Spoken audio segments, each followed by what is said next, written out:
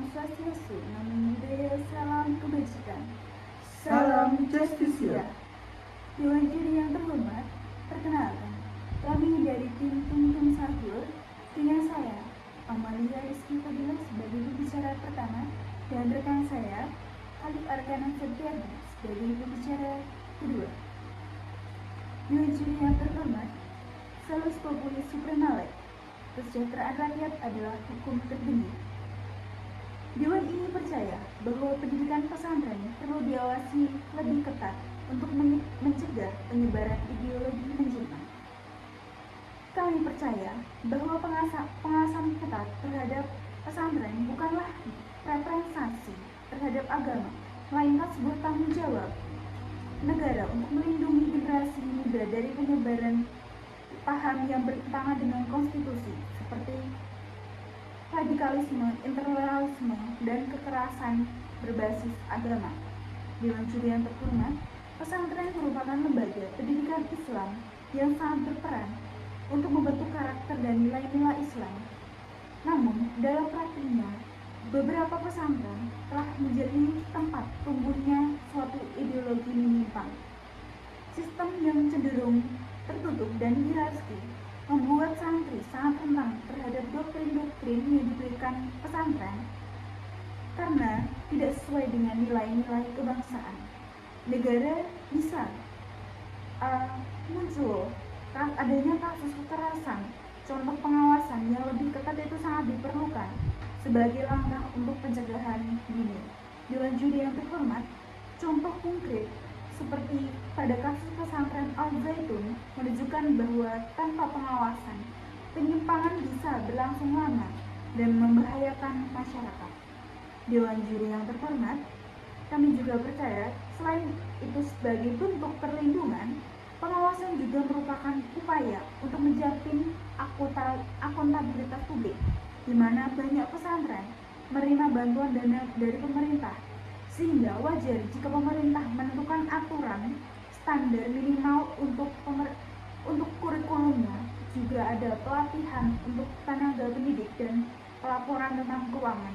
Ini bukan masalah untuk mengintervensi ajaran agama, tapi memastikan bahwa lembaga pendidikan termasuk pesantren tidak menjadi sarang penyebaran ideologi menyimpang.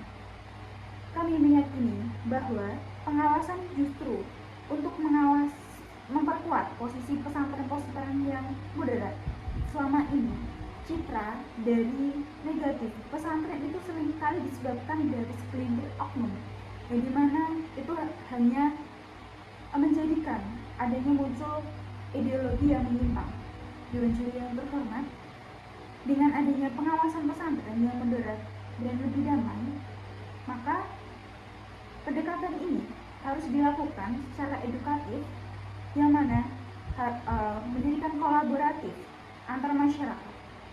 Dewan juri yang terhormat, sehingga tidak menimbulkan adanya ketakutan, melainkan kepercayaan dan transparansi antara masyarakat dan lembaganya tersebut.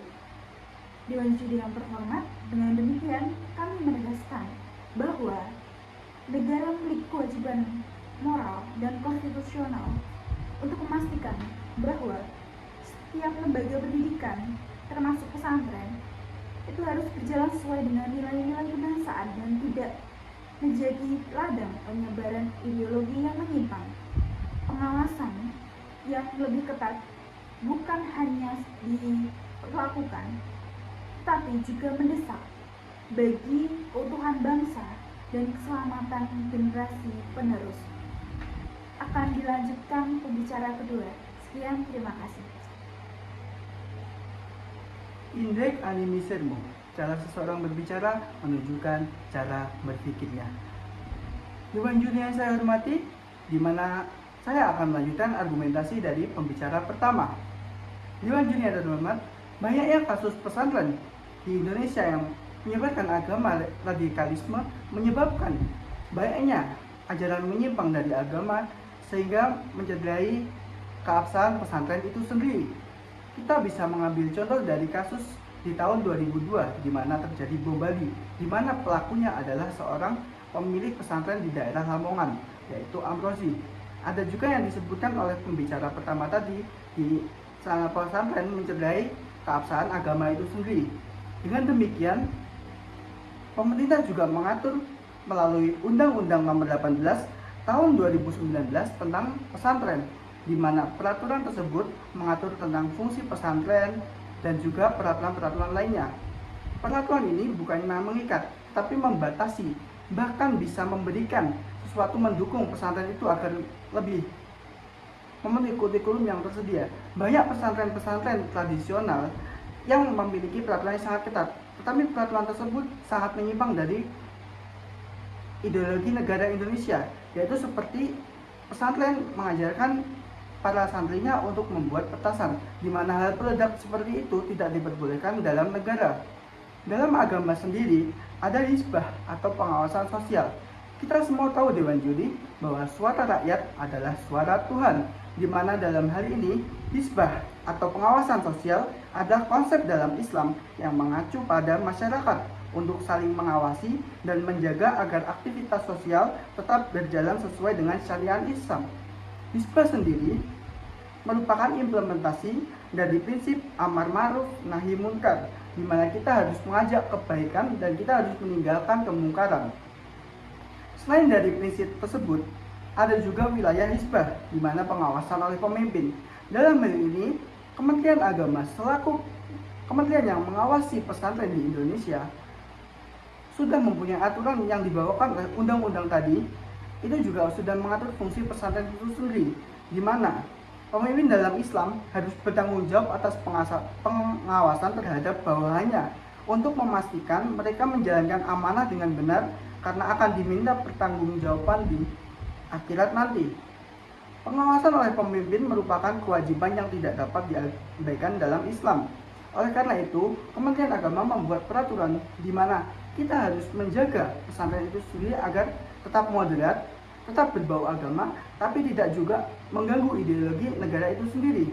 Jadi kasus-kasus yang disebutkan oleh pembicara pertama tadi, saya akan menambahkan di mana kasus yang terjadi di Bom Bali itu, yang di mana pelakunya adalah pemilik pesantren di daerah Lamongan, itu merupakan hal yang menyimpang dari ideologi negara, di mana dalam moderasi beragama sendiri itu juga dijelaskan bahwa kita tidak hanya agama Islam tetapi juga agama lainnya, di mana dalam pondok pesantren yang tradisional itu biasanya melibatkan bahwa mereka yang beragama non-Islam merupakan teroris di Indonesia.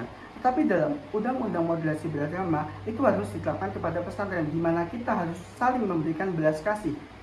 Dewan Juri yang terhormat, sebelum kami tutup pembicaraan ini, saya mengajak Dewan Juri dan juga rekan-rekan diskusi kami untuk berada satu kapal bersama kami.